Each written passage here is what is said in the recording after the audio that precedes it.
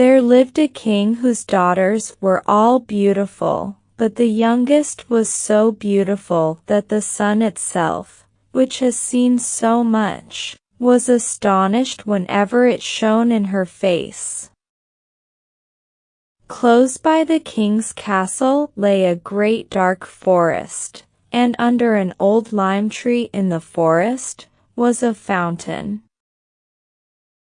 When the day was very warm, the king's child went out into the forest and sat down by the side of the cool fountain, and when she was dull she took a golden ball and threw it up in the air and caught it. And this ball was her favorite plaything. Now, it so happened one day, the king's daughter's golden ball did not fall into the little hand which she was holding up for it, but onto the ground, and rolled straight into the water. The king's daughter followed it with her eyes, but it vanished, and the well was deep, so deep that the bottom could not be seen. On this she began to cry, and cried louder and louder, and could not be comforted. And as she thus lamented, someone said to her, "What ails you, king's daughter? You weep so that even a stone would show pity." She looked round to the side from whence the voice came, and saw a frog stretching its thick, ugly head from the water. "Ah, old water splasher, is it you?" said she. "I am weeping for my golden ball, which has fallen into the fountain." "Be quiet, and do not weep," answered the frog. "I can help you." "But what will you give me if I bring your plaything up again?" "Whatever you will have, dear frog," said she, "my clothes, my pearls and jewels, and even the golden crown which I am wearing." The frog answered, "I do not care for your clothes, your pearls and jewels, or your golden crown, but if you will love me and let me be your companion and playfellow, and sit by you at your little table, and eat off your little golden plate, and drink out of your little cup, and sleep in your little bed, if you will promise me this, I will go down below and bring your golden ball up again." "Oh, yes," said she, "I promise you all you wish, if you will but bring my ball back again." She, however, thought, "How the silly frog does talk. He lives in the water with the other frogs and croaks, and can be no companion to any human being." But the frog, when he had received this promise, put his head into the water and sank down. In a short time he came 15 swimming up again with the ball in his mouth, and threw it on the grass. The king's daughter was delighted to see her pretty plaything once more, and picked it up, and ran away with it. "Wait, wait," said the frog. "Take me with you. I can't run as you can." But what did it avail him to scream his croak, croak, after her, as loudly as he could? She did not listen to it, but ran home and soon forgot the poor frog, who was forced to go back into his fountain again. The next day, when she had seated herself at table with the king and all the courtiers, and was eating from her little golden plate, something came creeping splish splash, splish splash, up the marble staircase. When it got to the top, it knocked at the door, and cried, King's daughter, youngest, opened the door.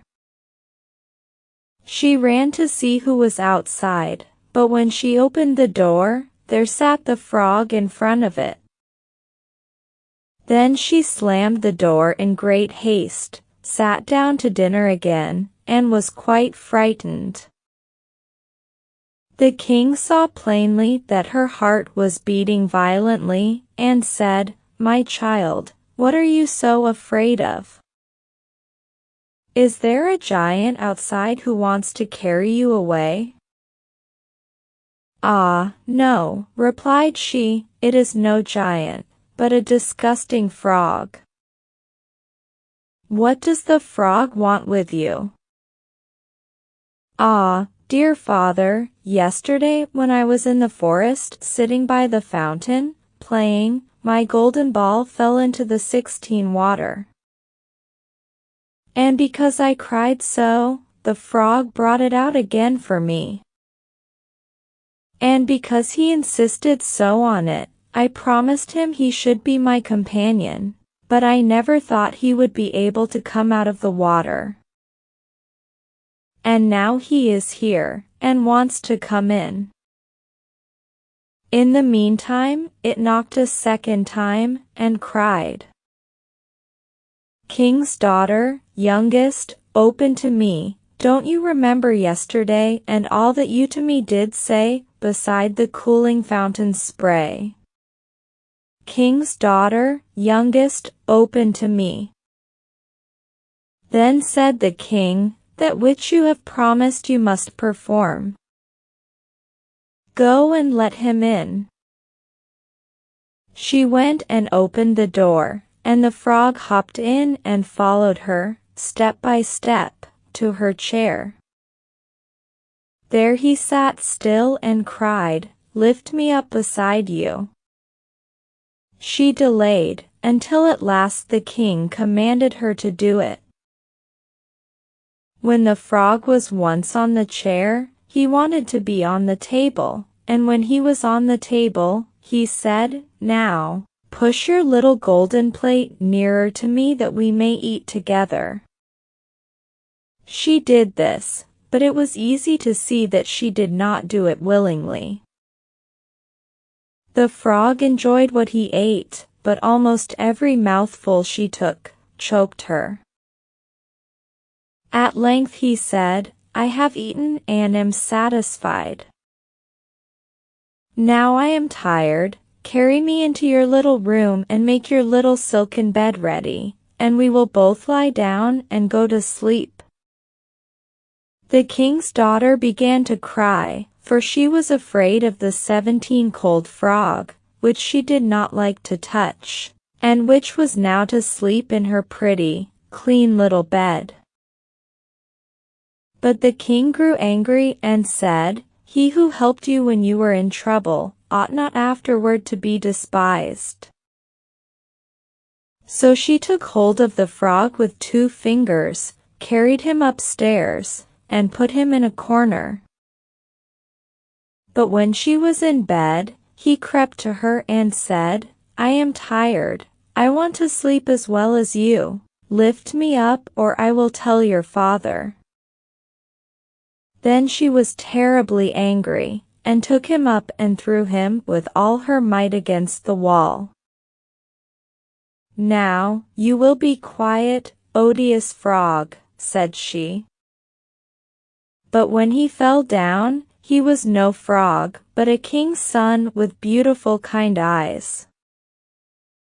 He, by her father's will, was now her dear companion and husband. Then he told her how he had been bewitched by a wicked witch, and how no one could have delivered him from the fountain but herself, and that tomorrow they would go together into his kingdom. Then they went to sleep, and next morning when the sun awoke them, a coach came rolling up drawn by 8 white horses, with white ostrich feathers on their heads. They were harnessed with golden chains, and behind stood the young king's servant, faithful Henry. Faithful Henry had been so unhappy when his master was changed into a frog, that he had 3 iron bands laid round his heart, lest it should burst with grief and sadness. The coach was to conduct the young king into his kingdom. Faithful Henry helped them both in, and placed himself behind again, and was full of joy because of this deliverance. 18 And when they had driven a part of the way, the king's son heard a cracking behind him as if something had broken. So he turned round and cried, "Henry, the coach does break." "No, no, my lord, you do mistake, it is the band around my heart, that felt such great and bitter smart, when you were in the fountain strange, when you into a frog were changed." Again and once again, while they were on their way, something cracked, and each time the king's son thought the carriage was breaking. But it was only the bands, which were springing from the heart of faithful Henry, because his master was set free and was happy.